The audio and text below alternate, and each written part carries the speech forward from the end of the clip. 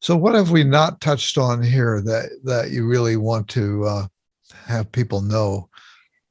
I think, my favorite chapter in the book, but I think it may be the shortest chapter, is the end, the part about opportunity.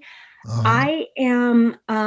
I wouldn't say I'm like this positive person all the time, but I believe that every situation that you are exposed to with your child or your teenager, there, if it's a negative experience, there's always an opportunity. So if parents can just take a breath and wait and just decide, okay, what's the opportunity here? You know, their behavior is sometimes shocking. Their behavior sometimes breaks our hearts. Their behavior makes us angry.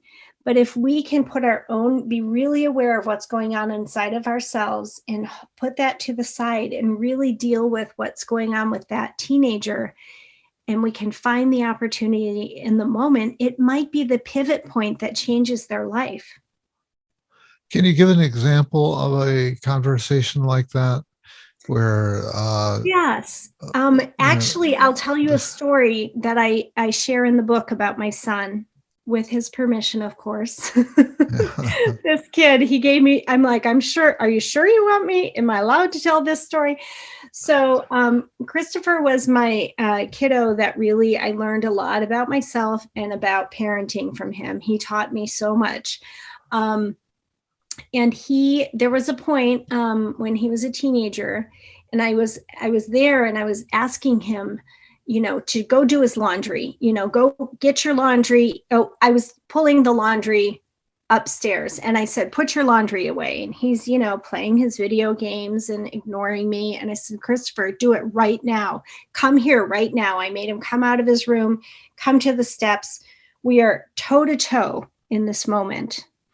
And I find it's one of those moments. I don't know if this has happened to you, but when you all of a sudden realize your child is taller than you, like just happened overnight.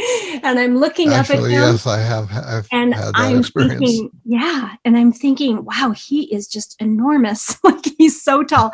So he's standing there and he's fuming. His nostrils are flaring. He's got his fists in the air. He's mad. He is going to fight me. And we're standing in the second floor of my house, and we're like next to this railing. And I thought, this kid could throw me right over with one arm. He was a hockey player. He's 6'3". I'm a big Ooh, kid. And yeah. he's looking at me, and I was thinking, first of all, I thought, I'm so glad I never spanked you when you were a child, because right now would be a perfect time for you to use violence with me, as a way to get me in control. Yeah. I was out of control. I realized that. I was yelling and screaming, and I said, right now, because I said so.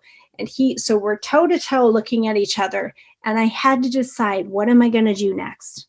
Where's the opportunity? Right. And I looked at him, and I just started laughing.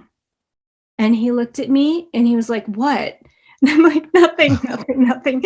And I just start laughing because I'm thinking, this kid, I mean, he's so big and he could just throw me over. And he looks at me, and I said, I moved back, and I said, I'm really glad I never spanked you when you were young, because I know, could take me with one arm and throw me right over this railing. That's what I was just thinking. And I'm still laughing.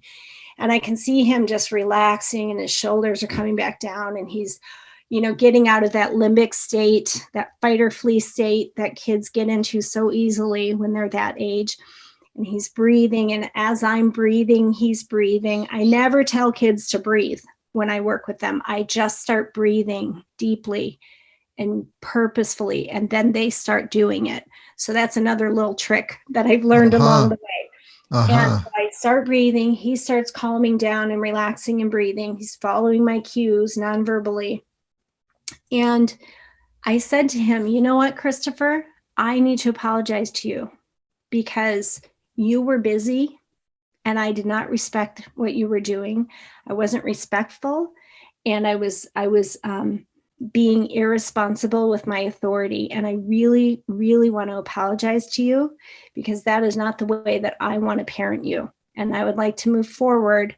And when you're ready to put this laundry away, I would love for you to do it. And he was like, oh, I'll do it right now, Mom. And that was it. That was the Yeah. end of the story, because I took pause and I said, I have to take responsibility for how I just handled this. And the moment I stepped back and did that, he was ready to do whatever I wanted, because I was treating him with respect. I wasn't using my authority or my power inappropriately, and I took responsibility. So there was the opportunity there for me to, first of all, tell him, I know I'm not perfect as your mother. Second of all, to model for him what it looks like when a person takes responsibility. And number 3, how to de-escalate when you're ready to throw someone over a banister. Yeah. He learned all of those things in that moment.